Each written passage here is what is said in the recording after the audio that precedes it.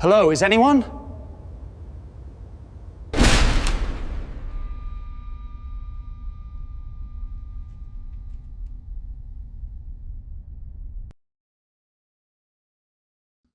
I leaned closer to the monitor and called it out. Fresh muddy prints leading away from a sealed door that shouldn't exist. Suspicion tightened my shoulders while I thumbed the radio. Alvarez, camera 5 is flickering. There are prints at the alcove door, mud, like someone walked out of the bay. The feed stuttered as the camera ticked between static and washed grey. A faint, thin scraping noise played under the hum from the ventilation duct. I checked the timestamp on the feed with my watch. The display read 2:04 am. I kept my fingers on the console because it steadied the trimmer in my hand. I had done overnight rounds for 3 years. Routine reduced panic to a mechanical checklist. Suspicion pushed me to record instead of run. Recording let me keep proof, and proof kept the company honest, so I told myself, Ethan, hold up. Supervisor Alvarez's voice came clipped over the radio. He hit like a man who had closed too many doors for other people. Hold what up, Alvarez? I asked and kept watching the corridor. The camera angle showed the long, concrete passage toward the maintenance bay. A recessed door sat in a shallow alcove, bare metal and dust, no label. Dust should have been unbroken across that seam, but a pattern of fresh smears cut through it, a cadence of prints. Alvarez answered slowly, there is no space authorized on the plans. If you have an anomaly, log it and don't involve contractors unless I call. Hear it as an order. I felt a shift, doubt to irritation, in my chest. I logged it. I said, I am calling in. I need acknowledgement. Someone needs to come see this. Alvarez hesitated. Ethan, document. Don't touch anything. We can't have people wandering into unpermitted zones at night. We don't need contractors up at 2 am for dust marks. I braced my palms on the desk. The lights over the console gave a thin green wash. My voice flattened. Alvarez, there are prints, and the camera is glitching around that door. I'm sending you the clip. He sent it. We'll review in the morning. There was a static click at the end of his sentence. He did not come. His refusal felt like a wall sliding into place between me and whatever the prints meant. The suspicion changed into a sharper thing as I replayed the clip and froze frames for detail. The prints were not boot treads from our regular crew. The pattern was irregular, long drags at the toe, as if the foot slid at the end of each step. Someone had scuffed the dust near the latch and left 4 faint smears on the metal panel. I zoomed until pixels blurred, and still the shape said a person had been here within hours. Maya Ramos walked in at 3:20, carrying her duffel and a thermos. I saw her shadow before I heard her cough. Ethan, you look like you saw a spider on a kid's birthday cake. She tugged the strap tighter and set her bag on the chair opposite me. Maya's voice always had a pragmatic edge, like a person used to fixing things with duct tape and blunt words. Maya, you gotta look at feed 5, I said. I pointed to the monitor. I had pulled a print still and held the image with my left hand. Alvarez says it's not on the plans. He mean not to involve contractors. Maya leaned forward and squinted. That's not a company boot, Ethan. Where'd you get a key to that alcove? She tapped the worn keyring on my desk, the unlabeled teeth catching the overhead light. Her eyes flicked to the faded patch on my uniform, close enough to see the stitching had been worn smooth. This patch doesn't read any of our site codes. I told her everything I had done. The clip, the prints, the radio call. She put her thermos down and thumbed the logbook I'd kept on my lap for the last 18 months. She read the last entry and said, you logged it as anonymous anomaly. Why didn't you mark time? Because Alvarez me to document and not escalate, I said. I felt the air tighten in my throat, a physical catch. Doubt was turning into urgency. We should check it ourselves. If Alvarez isn't coming and the prints are fresh, we should verify. I don't want a contractor walking in and getting blamed for something that appears on a feed. Maya's mouth pressed into a line. Fine. We don't open. I don't want to be the one to pry locked metal at 3 am, Ethan. You sign us out and I sign in. Simple walk through. She slipped into the corridor with the cheap flashlight taped to her palm. The beam hit concrete scars, faded painted arrows, and then the alcove. The corridor swallowed the sound of our boots until only the metal underfoot sang. The dust at the doorway had a thin film of older grit. Someone had scuffed that coat away with a single track of prints. We moved slow. Maya's hand brushed the metal. "There's a hairline crack at the bottom of the door," she said. She spoke like she catalogued details the way other people collected stamps. She took out a penlight and angled it along the seam. A small bead of darker moisture sat in the crack fresh. Not rain. Not condensation from the high vac. We done T-pick locks. Maya, we just look from the threshold. If something goes wrong, we radio and back away. Alvarez stayed on the line. He sounded like a man reluctant to break ranks. Stay where you are. If you open anything, document and then step back. That's an order. I'll call Holt in the morning if needed. The registers shivered with the building's pulse. The cameras in the corridor blinked in the corner of our vision. I tested the switches at the breaker room from the panel with Holt on the line. Contractor Holt's voice came through flat, like someone calling from inside a metal box. "Ethan, you want me to cycle the breakers? I'm at the substation. You want me to flip to test lights?" I felt a surge of hope that perhaps Holt would come and change the balance.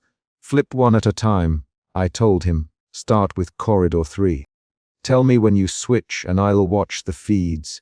Holt answered with professional distance, on standby. Flipping now, a mechanical clunk traveled over the comms. The corridor lights brightened for a beat and then settled. The camera feed cleared and an empty floor lay there. "Holt, all clear on my end." No power interruptions on my feed. When the lights settled back to their low hum, we saw the secondary angle on camera 8. There was a slow, blurred shape crossing the floor where the light failed. It was a smear at first, then a narrow silhouette that lengthened into a torso and a suggestion of a head. The shape moved only in the frames where the lights dimmed. The figure's edges sharpened when the lights were out and softened when the fixtures returned. My mouth went dry. "Alvarez," I said, "you see that? The thing moves when the lights go. It crosses the floor when it's dark and disappears when it's lit." Alvarez made a sound that was almost a laugh. "Ethan, don't get poetic. It's a camera artifact. Old sensors do that. Document it. Log it. We will handle it in the morning." Maya's hand tightened on the flashlight until the tape creased. "Alvarez, we found fresh prints, and the feed shows movement only when lights drop. That's not an artifact. Holt, can you check the breaker physically?" Holt answered faster. "I'll walk down. I am bringing a tech. If someone trips a breaker, we'll see if anything else bails." We waited. The waiting made everything louder. The hum of the cooling units, the distant truck backing alarms down at the loading bay, the small paperwork shuffle from the adjacent office. My chest told me I should leave the area. My hands kept writing notes. Doubt had become a tight, gnawing focus. I logged times, camera IDs, and wrote down the sequence of lights. When Holt arrived, he wore a reflective vest and carried a toolbox. He brought his own handheld lamp and checked the panel under the alcove. He called out diagnostics in short phrases. "No tripped breakers. Relay intact. Cam feed stable here." He sounded like someone used to machines, not mysteries. "Maya, Holt, the prints go through the door. Did you see that?" Holt looked at the marks on the metal with a mechanic sigh. He reached in, wiped a corner with the tip of a glove, and found loose dust underneath a flap. "This seam's been sealed for years, Holt. You can see the paint wear. But somebody's been in here recently." Alvarez's voice cut through Holt. "You and Ethan close and record. No contractors unless I say so. I will handle the rest. Seal this under the standard incident code." There was a sharpness in his words now, a closing that felt like someone slamming a book shut. Holt frowned. "Supervisor, you sure? There's an odd feed behavior. If it's a security hazard, we need to cut power and sweep the corridor." Alvarez snapped. "No sweep. Record and report." End of message. He hung up the line. Holt looked at me, then at Maya, that is above me. If Alvarez orders otherwise, I have to follow the chain. He is ordering no sweep.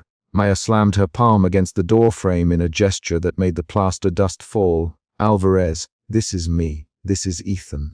We're not opening it alone. If this is a health and safety issue, you are making this worse by stonewalling us, Alvarez answered. But, quieter Maya, I appreciate the concern. For now, I want documentation and minimal personnel. I will escalate if the morning shows anomalies. We log and we wait. A new feeling slid through me then. Anger edged with helplessness. My hands curled into tight fists on the console. My palms felt damp. I thought of the ledger of small incidents left unchecked until they became disasters.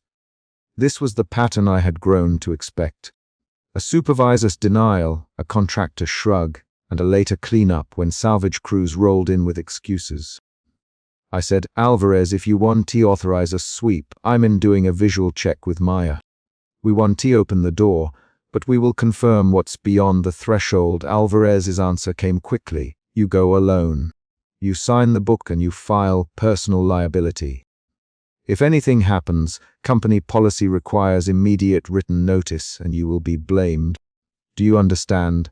I understand, I said. The word tasted like compromise. Maya and I took 2 steps into the alcove and pressed our faces to the crack. From where I stood, I could see a thin seam of darkness behind the door. It smelled like old metal and cleaner. That smell told me nothing by itself. I shoved a small mirror into the seam and angled it. The reflection showed a long, empty bay, and on the far wall a vertical strip of shadow where no camera angled. Maya whispered, "This is wrong, Ethan. There's no inventory, no racks, just an empty floor and a single door further inside. Why would there be a sealed room in the middle of nothing?" I replied, "I don't know. That's why we document." Holt, did you find anything that could explain the smears? Holt glanced at the prints again. These smears are mud mixed with something else. Oil or some solvent. Not common for our docks. I'll take a sample. We can send it to facilities lab tomorrow. The next change came fast. Holt walked back toward the breaker room to coordinate a controlled cut so we could watch the corridor in black.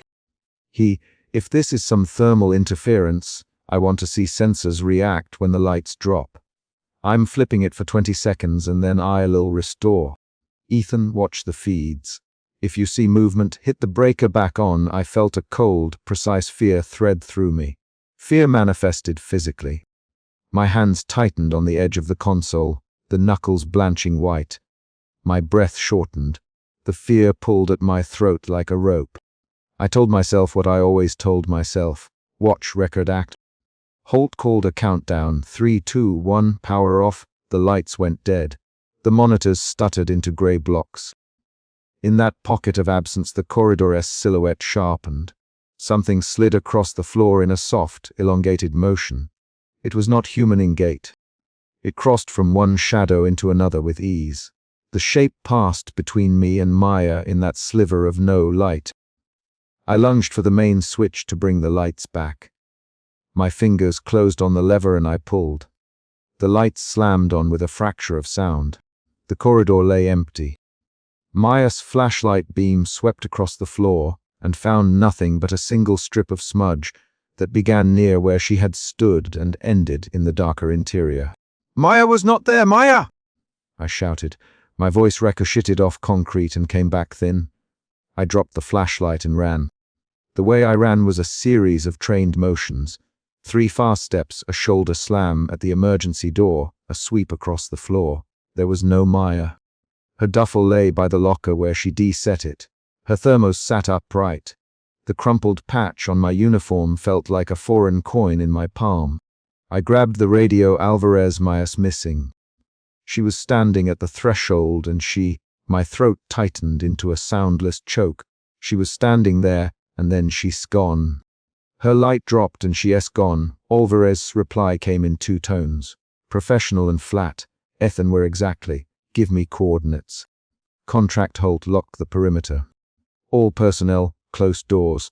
Responder team en route. His voice contained a practiced distance that had the effect of calming him, not me. Holt swore once, short, and then barked orders into his handset. Responders flooded the bay within minutes, their boots and torches painting hard lines across the concrete. They checked behind racks, in crawl spaces, and under loading platforms. They brought canines that nosed and pulled and came back confused. The canines refused to mark a scent path leading out of the dock. An EMS tech took my wrist and felt for a pulse as if I were the patient. "You okay, man? Sit down. Breathe." I sat on the concrete by the locker and tried to make my limbs obey. My hands shook. I felt disconnected from the normal rule that people remain where you last saw them.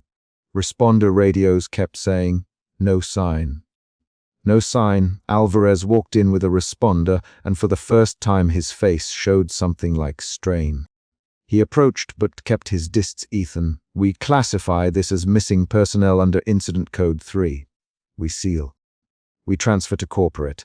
We discontinue the file publicly." The words landed like stones. "Discontinue." I said, "Maya is missing. You want to discontinue the file?" Alvarez's jaw tightened. "We secure the perimeter. We keep records internal. We avoid unnecessary alarm. For now, control the narrative. Corporate will open an investigation at first light." I turned the logbook toward him and pushed it across the desk. "I am putting everything in here, Alvarez. Times, feeds, names. This stays on record." He slid the book back without looking. "Ethan, you are to file the standard report and then close the station. You will not speak to press. You will not discuss this incident on personal devices." "Understood." My answer was a tight nod. The knot of anger and fear twisted into something colder. Resolve. I would not let them bury the proof unless I had no other option. I palmed Mia's crumpled badge from the locker, where she had dropped it while searching the seam. The badge was bent and smeared with dust and a faint smear of wetness. I put it in my pocket. When the responders left, paperwork in hand, and the corridor doors were sealed with evidence tape, I sat at the desk alone. The office smelled of coffee gone stale and the cleaning solvent smell from the alcove. I opened the logbook and wrote in the clean block of the page, "Incident, unmarked sealed door. Time 03:20. Personnel, Ethan Cole, Maya Ramos, Supervisor, Alvarez, Contractor Holt. Notes, footprints present, camera glitch when lights cut, missing person. Maya Ramos." I recorded the time stamps, the camera eds, and then I switched on a handheld recorder. My voice came out small and breathy against the mic. "This is Ethan Cole. This is a survivor entry. Maya Ramos is missing from the sealed corridor. Alvarez ordered perimeter sealed and file discontinued pending corporate review." I recorded camera footage. "I will hide the evidence if they insist in discontinuing the file." I paused and let the cheap plastic click of the recorder fill the space. I slid Maya's badge out and placed it on the open logbook like a weight. My fingers lingered over the badge's edge. I felt the world narrow to the metallic smell of the badge, the faint gritty dust on its surface, and the steady hum of the consoles. The feeling in my chest did not ease. Suspicion had grown into a tight, ongoing fear that tightened my throat and slowed my speech. I wrote one last line into the logbook. "I will keep a private copy of the footage. If anyone asks, I will state the file is discontinued. If Maya returns, I will notify. Until then, I preserve the record." I folded the page and slid the recorder into my pocket. I stood and walked to the sealed corridor once more. The evidence tape fluttered. The metal door showed the smears and the 4 small prints I had photographed. I pressed my palm to the metal and felt the residual cool where a hand might have rested. A hollow, deliberate scraping came from beyond the sealed line, a sound like nails gently dragging paper. It stopped. Then a single click, distant and metallic, like a latch being tested. I left the badge on the desk and closed the logbook. I turned off the desk lamp. The overhead fluorescence shivered to a low buzz. Outside, a responder's engine idled and then drove away. My last concrete action in the room was to slide the evidence clip to a small encrypted drive hidden in my jacket. I felt the weight of it there, As I opened the door to step into the corridor for one last look, the lights flickered once and then steadied. The dark held its shape. The recorder in my pocket warmed against my hip. I closed the door behind me and felt the click of the lock. The chapter ends with the metal seal closing behind me and my hand finding the cold, bent badge in my pocket. A solid thing I could touch that proved Maya had existed on a night that others would deny. The corridor on monitor 3 cut to black while I was still walking the line, and I barked into the radio, "Alvarez, camera 3 just died, now." Suspicion tightened my grip on the console, and the word pushed me forward before thought did. I crouched at the bank of screens, one hand on the headphone jack, and watched the corrupted frame for movement. The central feed showed the hall lit by ceiling fluorescence. The camera frame went to black. In the black, a dense, slow shadow slid past the sealed bay where the unmarked door sits. That single, impossible crossing made the problem immediate. Feeds could be erased while lights stayed on, and something could move inside that erasure. I kept my voice level because the mic picks up everything, and because steady voice is what saves you when people decide whether you escalate a problem. I said, "Alvarez, replay camera 3. Full clip now." My fingers moved faster than the line in my stomach. I had called out Prince at the alcove door the night before. I had pointed at Mud and told Marisa over the radio that the Prince led away from a sealed door. That earlier call threaded into my reasoning now. I could not ignore the Prince and the new corruption at the same time. Alvarez answered on the headset, clipped and short, "Copy. Pulling backup. Stand down on patrol until I confirm." His voice was thin through the static. I watched the playback buffer. The wall clock above the consoles read 2:04. The warehouse hum was steady. The screen shivered with the room's fluorescent cadence, and then one went black. The black was not a flicker. It was a blank, like someone had taped a piece of film over the lens. I left the console and moved toward the corridor. I carried my cheap flashlight with duct tape on the handle, the one I never trusted but always had. I thumbed the radio and said, "Marisa, I am walking Bay 3. I am going to check the alcove door myself." My voice had the practiced calm of someone who writes everything down later. Marisa's reply arrived quick but clipped. "Ethan, Don T. Escalate. Corporate wants containment, not footage out. Sweep record report. Do not." Her sentence ended with a hard click as if the call had been cut. That command narrowed options. The suspicion in my chest shifted toward doubt. Should I obey? The doubt bent me to procedure for a beat, then snapped back when I saw the hallway. The corridor smelled of oil and wet cardboard. The floor reflected the ceiling strips. A trail of faint, fresh mud trailed away from the sealed door toward service stair 3. My hand tightened on the flashlight until the tape creased my palm. I moved with measured steps. My boots made the sound I always listen for when I patrol. Heel, too slow. I reached the alcove and crouched. The mud had the texture of wet clay and a faint citrus scent from a spilled pallet of cleaning solvent nearby. The prints were there again. They led away from the unmarked door and toward the breaker room. I radioed, "I see prints. They lead to breaker." "Raymond, you there?" I said Raymond because maintenance might already be on site, and because names stabilize facts. Raymond Silver answered in an even tone, "I'm at the lower utility." "What do you want me to check?" When I hung up, I noted his voice carried no mud in it, no rustle of boots. That put a new pitch under my doubt. Why would Raymond be clean if mud led from the door to the breaker room? I told myself to log it and not assume guilt. That attempt at restraint lasted until Alvarez patched a clip on the console that I had not seen yet. Back at the security desk, Alvarez had pulled a local backup and scrubbed through frame by frame. We watched the sealed bay.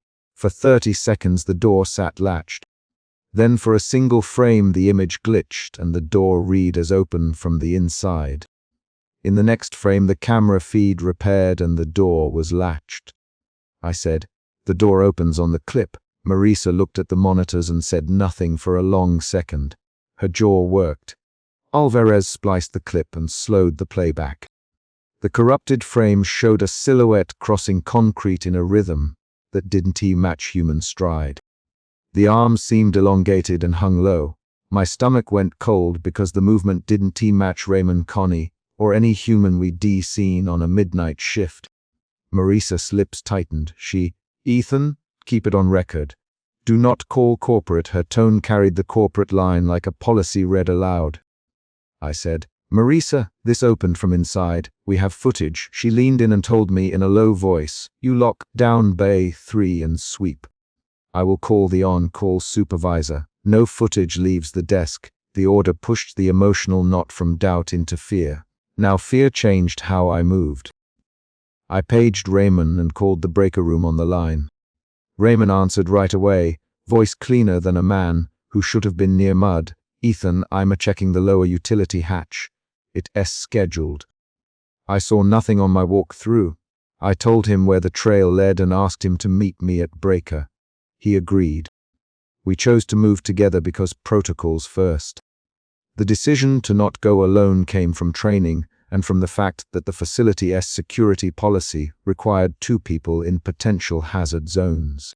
On our walk, I kept repeating facts aloud. Repetition helps me stay logical. Alvarez, did you see the door open? I asked. Yes, he said. I patched and slowed. The door rid open from the inside for 4 frames. Then it fixed itself, Marissa murmured.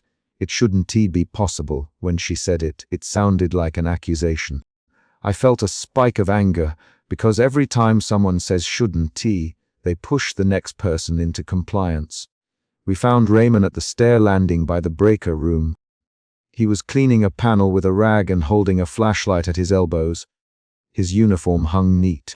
His hands were tool clean. I said, Raymond, your boots are clean. The trail leads right to this area. He stared at the floor, his jaw working. Ethan, the maintenance schedule shows an inspection this shift.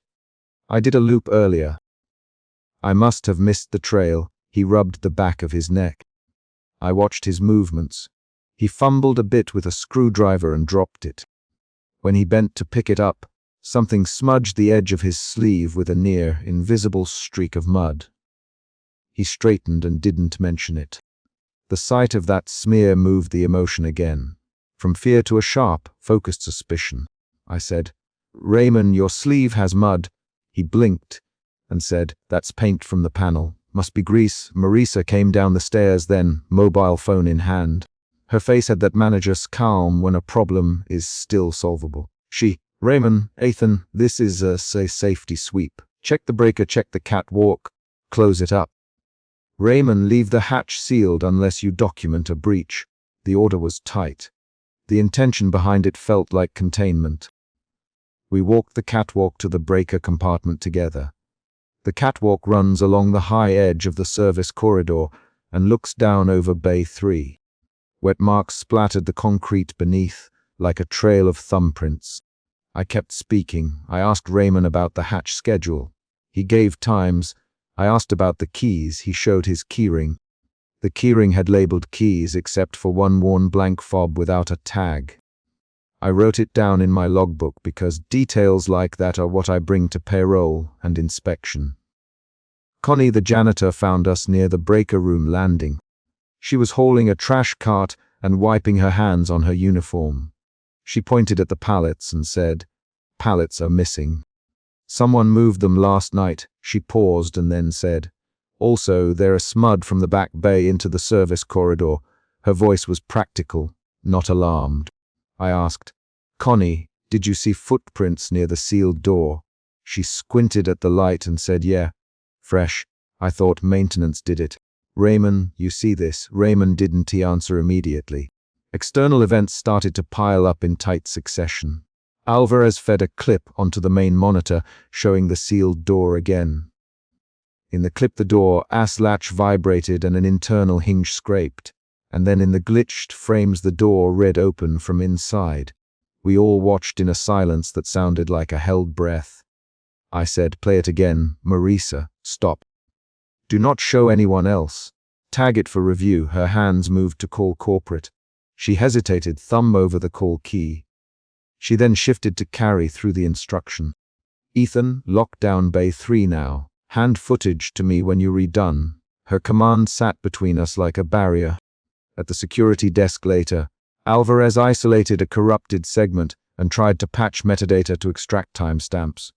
The file had gaps and overwritten frames. This file fails checksum. There's evidence someone altered the record. Debates about evidence and chain of custody became suddenly practical.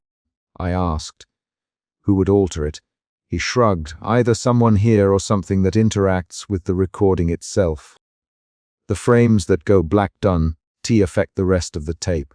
Just localized blackouts. That phrasing made the threat technical, and therefore more dangerous. Something with the ability to corrupt recording devices. Marisa's stance hardened. She dialed corporate security. The voice at the other end was bland and corporate. The voice said, containment. Flag the footage and hand over raw backups. No external reporting. We will dispatch an asset team. Marisa repeated the order to me with a clipped clarity. Her tone asked me to trust the company. I felt the pull between following orders and keeping evidence. The pull felt like pressure in my chest. I set the logbook down and wrote the sequence of times, camera ids, and phrases.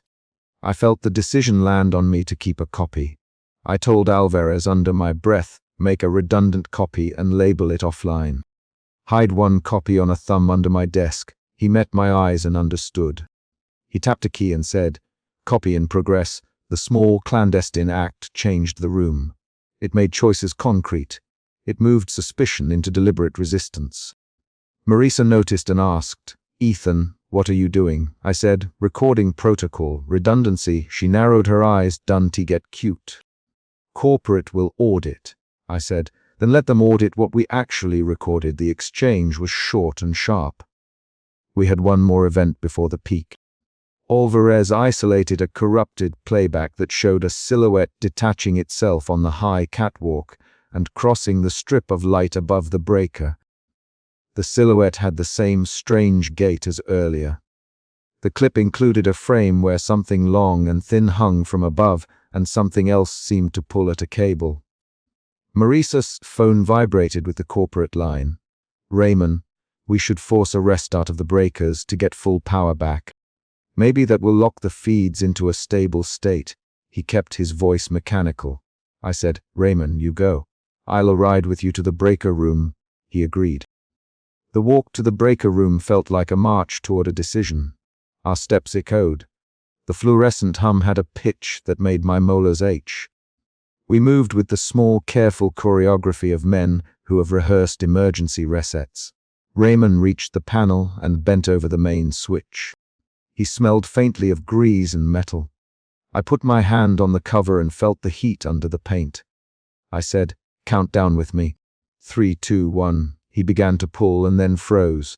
From the catwalk above, a tall silhouette detached itself from the darkness. It crossed the narrow strip of light and moved with a deliberate, economical gait. Raymond lunged forward as if to block, and then his body went slack under something that was not hands. The climax happened in the span of a breath. The silhouette slid along the catwalk and dipped behind the bulkhead. I reached out and touched Raymond's shoulder. He sagged sideways and dropped the keyring. The ring hit the grated floor and clattered. He made no sound. I grabbed him and tried to pull him up. His body felt colder and heavier than it should. I called Marisa through the radio, my voice high and short. Marisa, the breaker room, Raymond is down. I need a med team now. Her reply was brisk and clinical. Secure the scene. Do not move him. Record everything. Help is en route. The instructions were procedures recited to keep the liability in a box. I knelt and checked for a pulse because training is the first reflex. I found a faint flutter. Raymond breathed shallowly, but his hand clenched nothing. He stared at the ceiling and whispered a single word I couldn't make out. He tried to talk and couldn't get a sentence out. He looked like a man who had been forced to see something that refused translation. I dragged him toward the handrail and then toward the light. He left a smear of mud across my sleeve as he slid. I looked up where the silhouette had crossed. The catwalk above showed a smear of dust and a trailing smear of fluid on the rail. The silhouette had left something behind. A smear, a smudge, a thin dark line on the metal. Light snapped back after the restart. The monitors flashed and returned. In one screen, the sealed bay lid closed again. In one monitor, the footage was flagged. Maurice's voice came soft in my headset. "Ethan, you did the right thing by calling it in. Record what you found and hand it up." Her words were measured. Then she added, "Log it as equipment failure. Corporate has instructed containment." The sealed door was cracked when I rounded the loading corridor, and I shouted into the headset, "Alvarez, 5's open prints." Now, suspicion settled in my chest before my feet stopped. I crouched and put my fingers in the mud at the threshold. The prints ran into the dark bay, and then just stopped where the pallet stacks began. I could hear Alvarez breathing on the other end. He answered, "I saw them on feed 2 an hour ago. What the hell, Ethan?" The conflict was immediate. There were muddy prints leading away from a door that shouldn't exist, and my supervisor was already on the line somewhere above the hierarchy telling us to hold position. Suspicion guided my next moves. I did not lean into fear. I checked angles. I tapped the camera bank with both palms, watched the feeds I'd watched 100 nights, and replayed the timecode. Camera 5 stuttered once, then gave a clean frame. The sealed door, the threshold, fresh mud on the concrete. I thumbed the radio again. "Supervisor Diaz, Security 1, there are prints at the sealed bay. Request permission to investigate." Diaz's reply was sharp and short. "Hold. Do not enter. Maintenance on call." The word hold landed like a physical object between us and the bay. My baseline was routine and paperwork. 3 consecutive midnights, the same hourly rounds, the same unreadable patch on my uniform that said nothing at all. I moved through those motions because routine kept me breathing. Tonight, 2 things interrupted the script: mud on concrete and cameras failing, and they forced choices. I told Alvarez exactly where the prints started and watched his camera feed as he circled his flashlight beam across the stacks. "They go in," he said. "They stop by the 4th pallet." Like whoever walked in just melted into the eisel. Alvarez's voice tightened. His rhythm sped. Doubt shifted into a thin anger I had to braid into focus. "Then we go in together." I told him, not alone. "Meet me at the bay now," Diaz answered with the same clipped order. "Negative. Wait for maintenance." "Stand down, Liner Park." The on-call engineer was 60 minutes out when I checked the log data.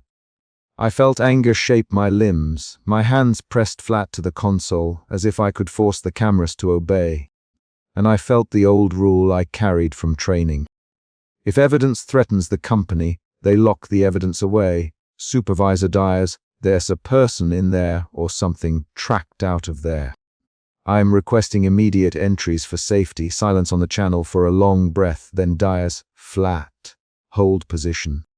Liability protocol, Alvarez swore once in a low, human way. We were 2 men breathing that line between policy and whatever walked when the lights went out. I grabbed my flashlight and my taped baton. I locked the door into the hall with my keyring and moved at a slow, deliberate pace. Alvarez met me at the bay with his own cheap light and a jitter in his shoulders I knew from his first 6 months on nights. "Ethan," he said. I didn't want to call it until I saw it again. He had a fresh smudge of mud on his glove. It looked like it walked while the lights were off. It was there only when the feed cut. He kept his sentences short. Lena Park arrived with work lights banging in the back of her vehicle. She pushed a crate in front of the breaker panel and pulled a manifest from a plastic sleeve. Lina didn't pace. She checked the breaker label, ran her finger along the printed table until she found the header for the loading bays. And then her lips tightened. "There's no bay listed here that matches this corridor," she said, handing the manifest to me. Her voice was flat precise. Her training turned her face into a measuring stick for things that made no sense. That was the first real twist. The floor existed, the concrete existed, the sealed door existed on my screen and under my fingers, but the company's manifest, today's at 3 a.m. Scratched and folded, had the bay redacted from the roster. Liner's thumb pointed at the line where a docket should be. There was a grayed bar of redaction ink and a stamped sequence I couldn't make out. Her engineer's scanner chirped a maintenance ticket, and the ticket code was half erased. It shouldn't be like that. Lina. She checked the timestamp on a maintenance entry and found a blank where a description would be. That changed the stakes. This was no longer just a possible trespasser.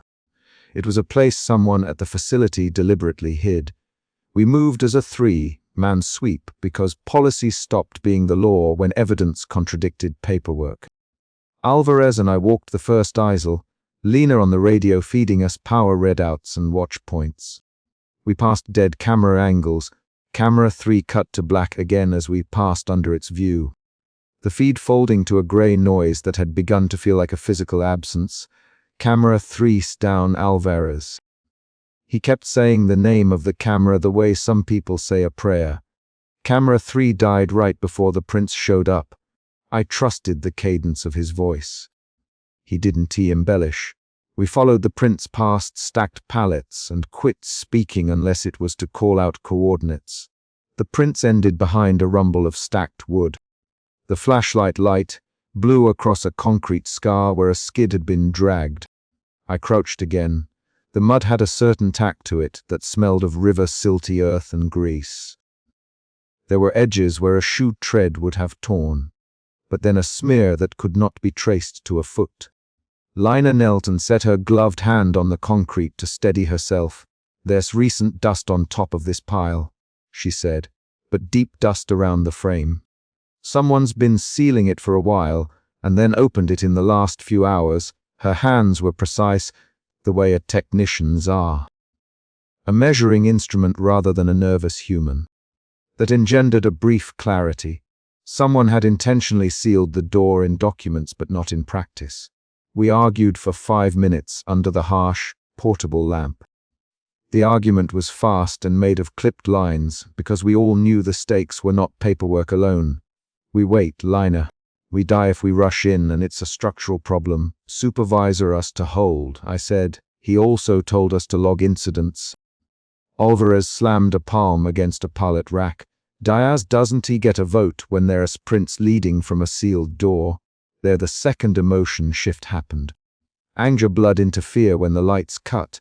The lights went out first as a single, hair-raising absence. 1 second the bulb over the breaker alcove picked up the dust. The next it was gone. The temporary lamps flickered. Lina cursed and reached for the breaker box. Motion sensors went silent like someone had unplugged a throat. In that darkness, the noise of the warehouse changed. Footsteps that had belonged only to us expanded into a new pattern. Something moved through the deep racks away from us, a scrape, a soft shifting like fabric on concrete, and then a weight that was not ours rolling through empty space. My hand slid along metal. I could feel the cold of the taped flashlight handle under my palm, my fingers counting the ridges by touch. Lina's hands worked at the breaker with anxious precision. "I'm on it," she said. Her voice shortened into commands as she flicked switches, checked fuses, and read the panel. Then she swore. The main lights stuttered and then came back only in strips, like teeth. Alvarez moved toward a scrape that had come from the far aisle and I followed, taking shallow, controlled breaths. "Alvarez, stop, wait for me," I said. He didn't stop. He moved toward a shadow where the aisle narrowed, and then a silhouette crossed the lamplight 3 racks over and Alvarez lunged. I saw movement out of the corner of my eye and ran.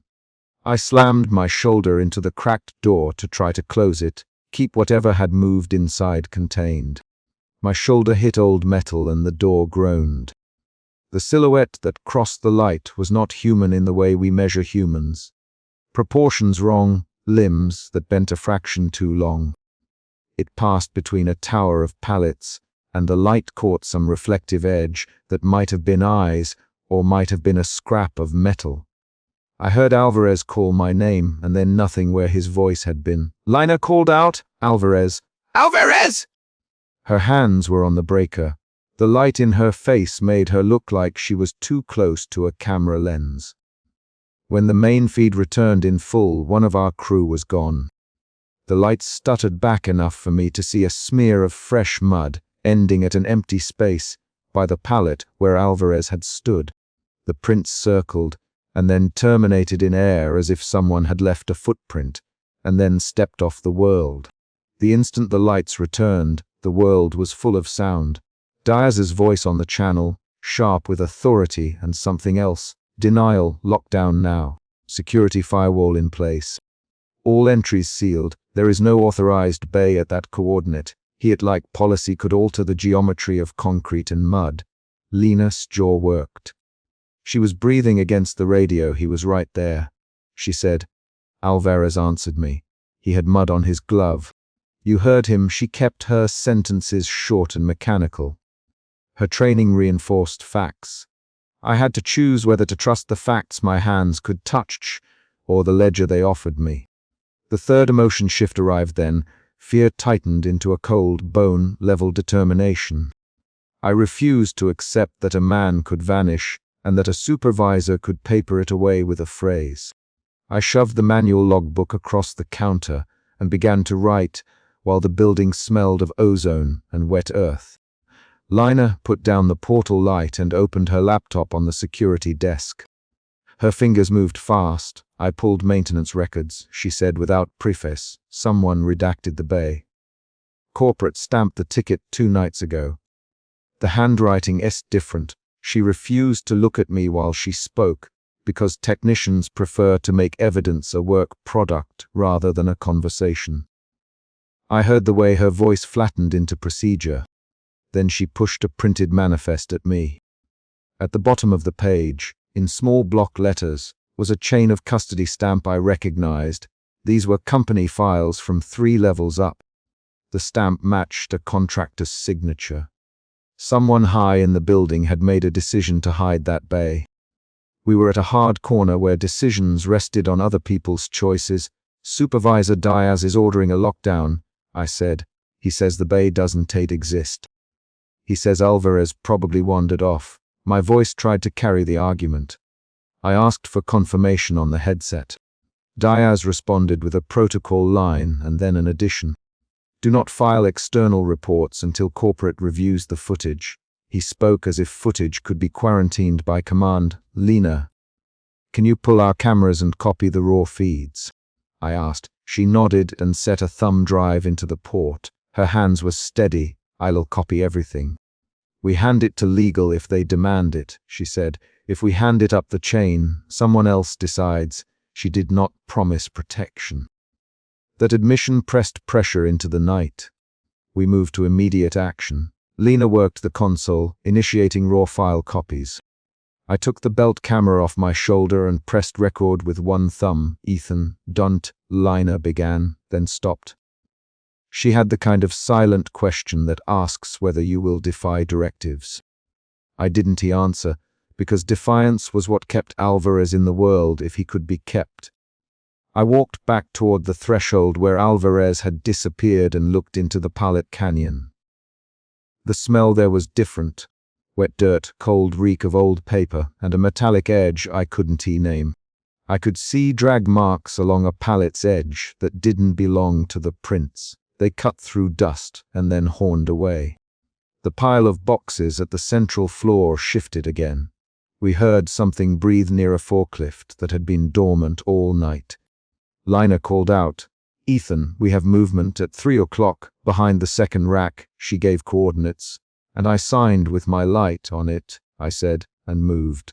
I gave short orders. Stay on radio. Lina, copy raw to 2 drives. Alvarez, answer if you hear this. Alvarez, respond. No answer. The radio hissed.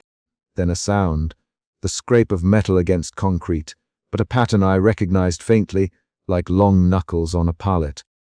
I edged around a rack to find the open face of a crate that had been rifled. In it a shredded tarp and a stamped crate label with a code I could not match to any manifest on Lena's screen. There were handprints on the inside wall of the crate. Not prints like shoes, but vertical smears where fingers had pushed against something. that gave us a clue. Whoever passed through the bay had touched internal shipment, not just the floor. I grabbed the edge of the tarp and pulled. Underneath, there was a small, battered security badge. Mine was not it, but the badge had a manufacturing scuff and a tab where a clip had been forced through. It wasn't Hey Alvarez's badge, it was cracked, the photo half, scarred by abrasion. I recognized that image the instant. Lena, that's a company badge.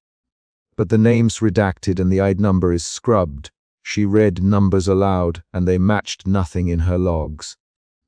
We had proof in the crate and an absence by the pilot. Diaz's lockdown directive grew teeth when her chimed in on the private channel, calling for records and chain of custody. Lena's face hardened. She had a choice to make. Hand the raw footage up and hope a higher level investigator had the courage to act, or hide the drive and preserve a record outside the company's ledger. She met my eyes and did not make that decision on the spot. Her jaw clicked. We copy. I hand first drive to corporate if they come in person. Second drive goes to an encrypted personal account. I am not handing unprocessed raw to a supervisor who can redact it. The room tightened around her words. That was a betrayal of protocol or an act of protection, depending on what you valued. Outside the office, footsteps came hard and close. Supervisor Diaz appeared in the doorway, a shape full of official light. He had the exact posture of someone who speaks with authority and expects obedience. His voice had a corporate smoothness. Ethan Liner, this area is not on the roster. You will not interfere with maintenance. Seal the bay and close the log. He looked at the crate on the floor, the open shipping label, the mud. His eyes slid past the evidence, as if his training taught him to see certain things and not others. We handle this from here, he said. A confrontation began with few words and fast tempo. No, Lena, blunt and precise. Supervisor Diaz, there's a missing guard. We have proof someone passed through inventory and the badge is damaged. We need to preserve raw access. That will not be necessary.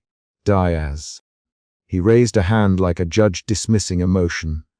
Then Alvarez's name slipped from his lips in a way that tasted of control rather than concern. Alvarez was probably off-site. We'll review the log. Alvarez's name on his tongue felt like an erasure. I pushed my recorder under my chin and held it visible. I'm recording everything. I said, if you close this without external oversight, someone disappears and we have a redacted manifest. That's not an investigation. My voice was low. The argument raced, 3 to 6 rapid exchanges of different forms. Diaz repeated the policy. Lena insisted on raw copies. I demanded evidence be preserved. Alvarez's silence was the loudest thing in the room. Other workers filtered into the corridor, looking at our queue of fluorescent lights and shadows. One of them, a forklift operator named Ruiz, said, I saw him near Rack 4 earlier, answered him when he said he needed a light. Ruiz's voice was plain. He added a detail none of us had. Alvarez had pulled his radio off his belt and held it in his hand like a lifeline when he vanished. That changed the image of how he had gone. He had run. He had been stopped. Minutes later, the power stuttered.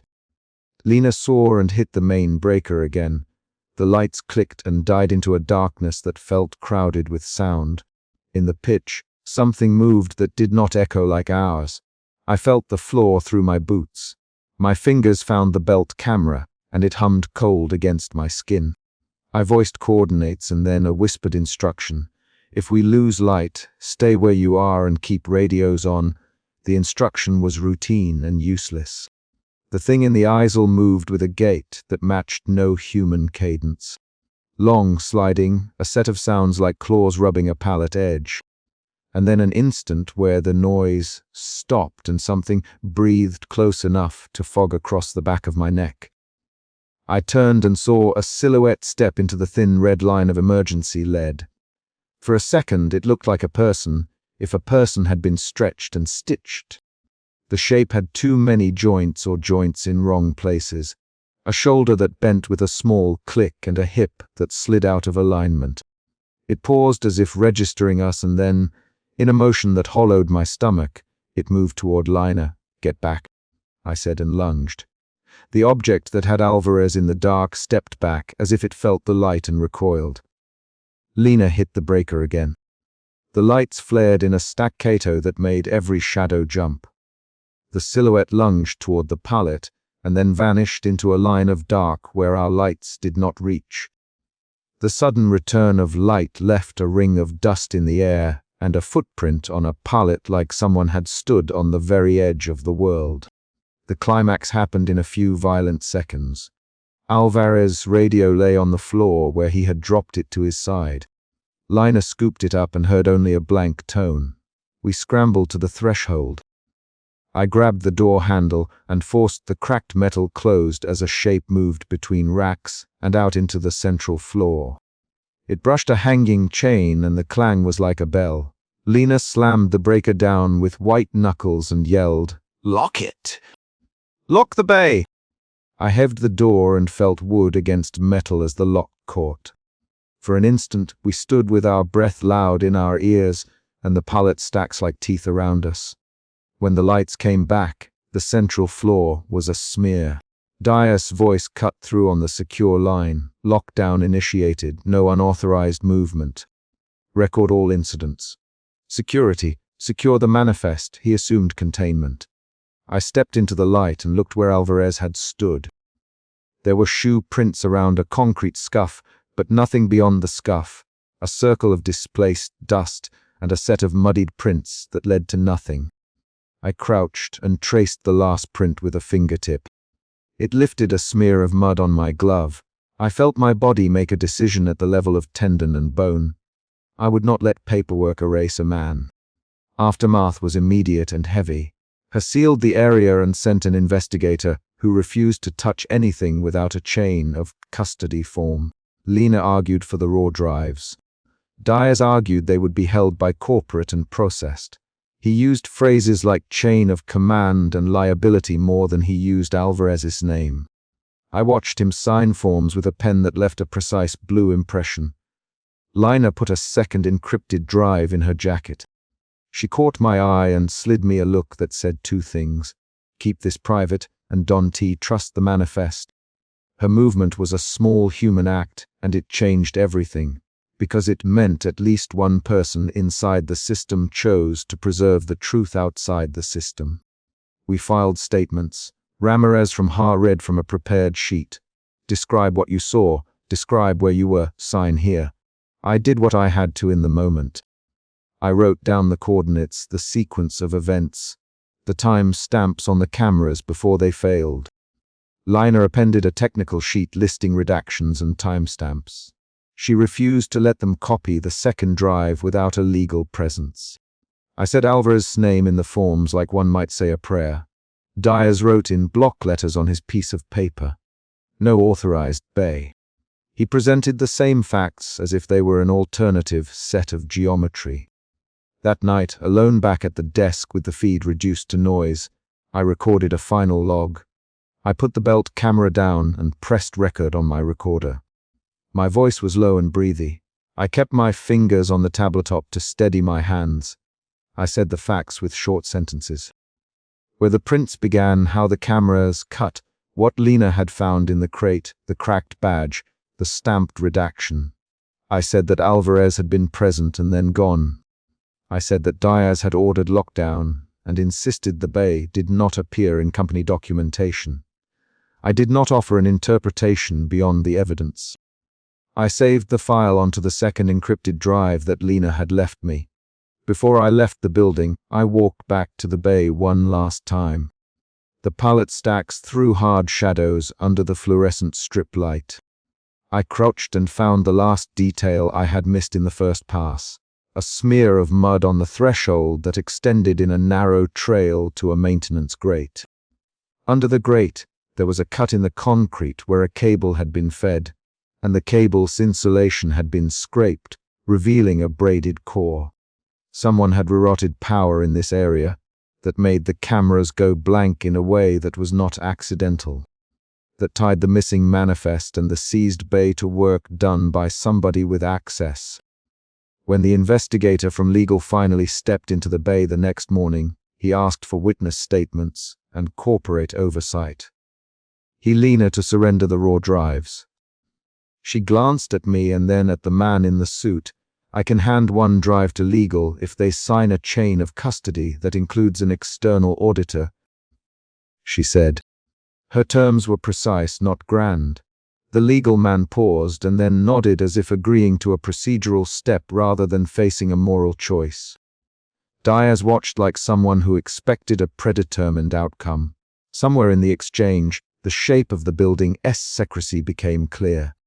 It was a series of small decisions that became walls. In the light of day, the physical evidence did not change. The pallet marks were still on the floor. The crate still held a battered badge with a photo that had been scarred. Alvarez's locker had nothing more than a folded jacket. Yet in the ledger, the bay remained an erasure. The investigator closed his folder and said they would escalate to corporate. He used words that implied action. None of those words returned Alvarez. None of those words yanked the imprint of mud out of the concrete. They drew a line between the thing we could touch and the thing some hand had rubbed out of the manifest. I left the site with Lena, and she refused to come with me to report to anyone else. She zipped the second drive into her pocket and said, "I'll put this where they can touch it unless there's an outside auditor." Her choice was practical. She had given a physical object to someone beyond the company's immediate reach. Ruiz, the forklift operator, said he would come forward if he remembered anything else. He looked thin and tired. The investigator promised results and then left with a face made for meetings. Diaz stayed behind and watched us from the office window. He smoothed his tie like someone arranging optics. On the sidewalk outside the shipping gate, I pressed my thumb to the cracked badge ID found and felt the sharp edge where the plastic had been worn. I carried my recorder in my jacket, and the belt camera's clip had a small chip where it had taken a hit. Lina put a hand on my shoulder and said, "Don't go on any more shifts without a backup. If someone wants to bury this, they will." There was no rhetoric in her tone, only a technician's assessment. I nodded and felt a final emotion settle into place. A wary resolve. I would not hand over the footage blindly. I would not let Alvarez become a line item on a redacted docket. Later that night, I sat on the cracked concrete outside the loading doors and pressed stop on my recorder. I placed the second drive into a cheap protective sleeve and handed it to Lena across the cab of her car. She accepted it with a look that meant we both knew this could cost us our jobs. She, file discontinued until external audit. "Keep this to yourself. If anyone asks," we sealed the bay and moved on. I understood her meaning. It was not a plea or a promise. It was a tactical plan. I rose and left the security badge on the concrete where the light from her tail lamp skimmed it and left an almost invisible film of glare. The badge clicked once as it hit the ground and lay there, a small object that tasted of mud and authority.